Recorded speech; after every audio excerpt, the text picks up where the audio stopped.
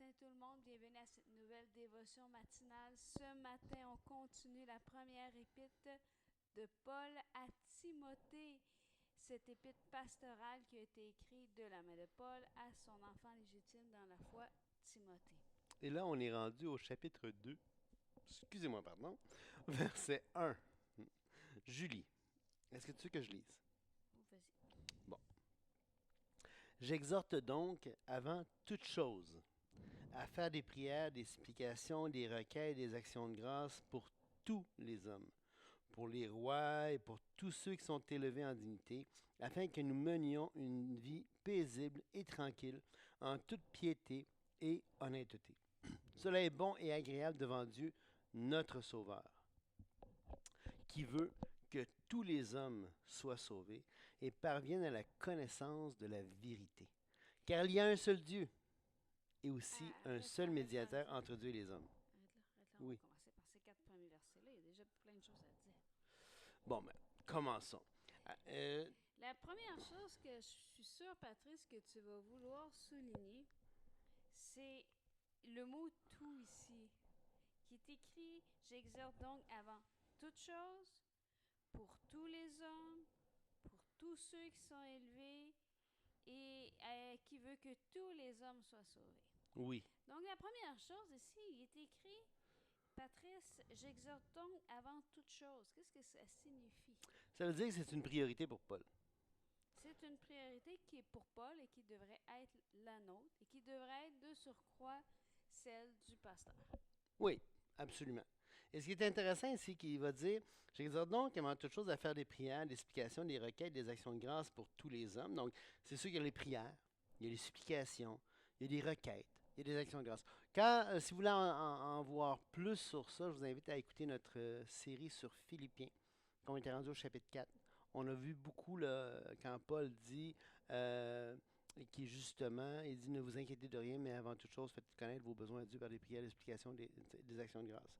Mais là, c'est intéressant, Patrice, parce que dans ce que tu as lu dans Philippiens, on parlait vraiment de tout ça, là, Ouais, de prier, mais c'était faites connaître vos besoins. oui, Tandis qu'ici, c'est pour les autres. prie pour les autres. Ouais, Et ça aussi, c'est intéressant, là. oui, Et la différence, quand même, on peut le mentionner pour vous donner l'eau à la bouche, pour ceux qui voudraient suivre Philippiens. La différence entre une prière, une supplication, une requête, une action de grâce, c'est quand même important de voir. C'est sûr que la prière, c'est assez large. Hein? oui, exact. La prière inclut. Prier, c'est parler avec Dieu. C'est prier, parler avec Dieu et en particulier, c'est demander quelque chose à Dieu. Bien, ça, c'est pas dans la requête particulièrement. Oui, ben le mot prière ici, je vais y aller. Attendez un petit peu, je vais retourner dans Timothée. Et là, on va aller voir les mots qui sont utilisés ici. Alors, des supplications des six, c'est une pétition, c'est une prière, c'est une requête, une supplication. Supplier, ça veut dire demander avec insistance. Et le mot ici, le deuxième mot, avec des supplications. Alors, il y a un des mots, je ne sais pas, parce que malheureusement, ma Bible, où est-ce que je vois les mots grecs, c'est comme les mots semblent inversés.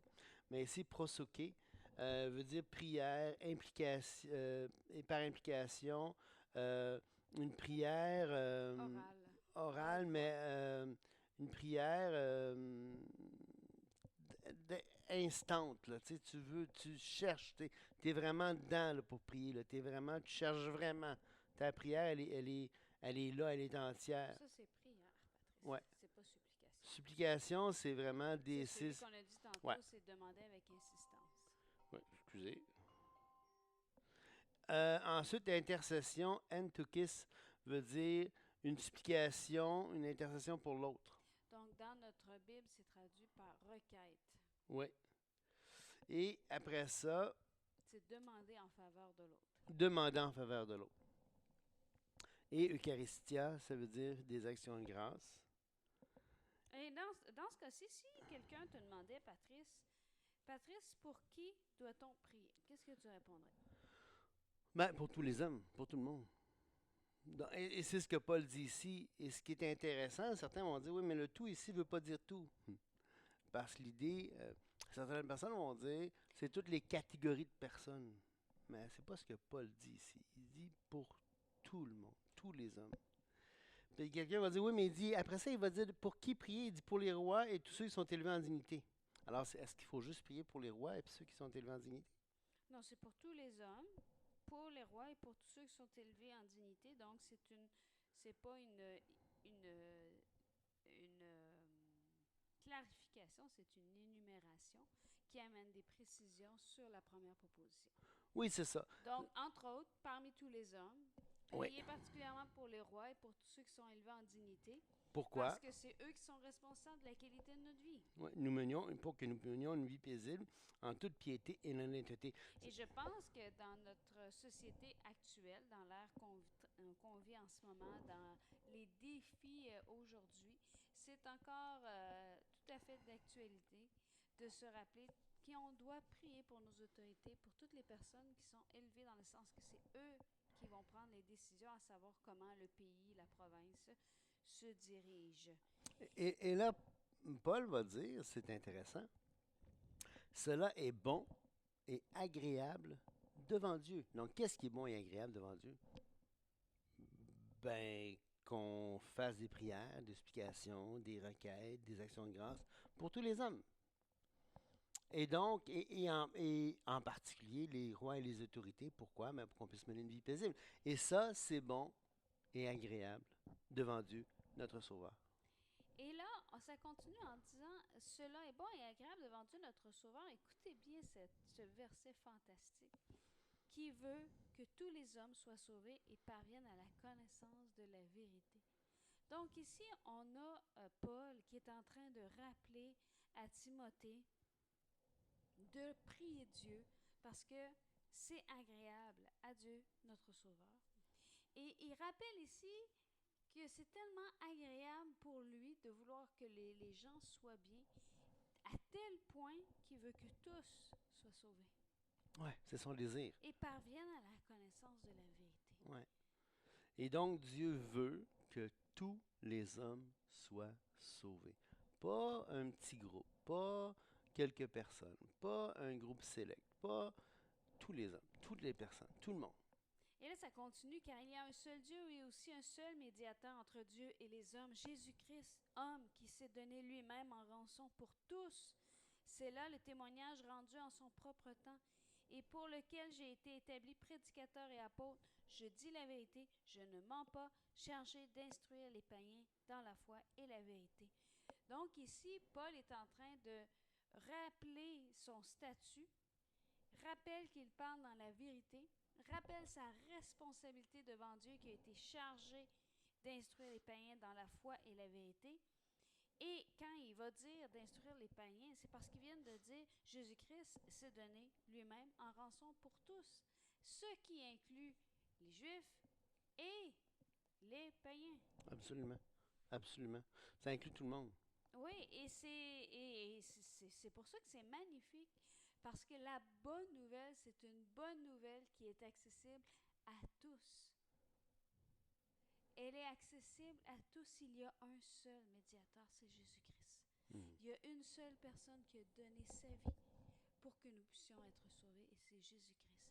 Et là, j'entends, alors que je dis ces versets-là, j'entends quelqu'un pour dire « Oui, mais s'il veut que tout le monde soit sauvé, pourquoi il ne sauve pas tout le monde? » Ben, parce que Dieu est libre. Dieu veut avoir une vraie relation avec les gens. Dieu n'est pas intéressé à avoir des robots, il n'est pas intéressé à avoir des pantins. Dieu n'est pas intéressé à avoir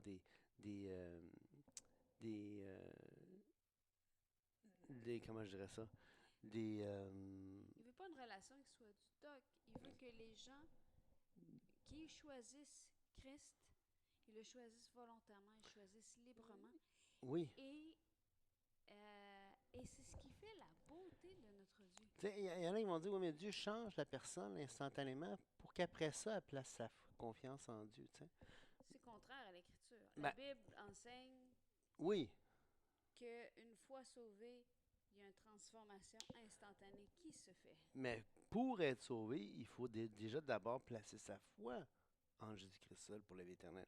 Et là, ce qui se passe, c'est que les gens vont dire, oui, mais Dieu change la personne, fait que la personne maintenant veut. Dieu n'est pas Écoutez, si je suis obligé de donner un fil d'amour à une femme pour qu'elle m'aime, je suis pas en...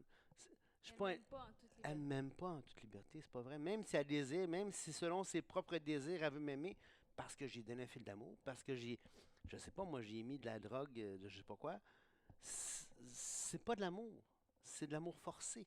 Même si je suis pas en train d'y mettre un gun sur la tête, même si je suis pas en train de la menacer, même si je suis pas en train d'y aller violemment, j'utilise quand même quelque chose d'autre qui va à l'encontre de sa volonté au départ. Et vous savez, dans notre société aujourd'hui, comme probablement à toutes les époques, la liberté a toujours été une valeur qui a été importante.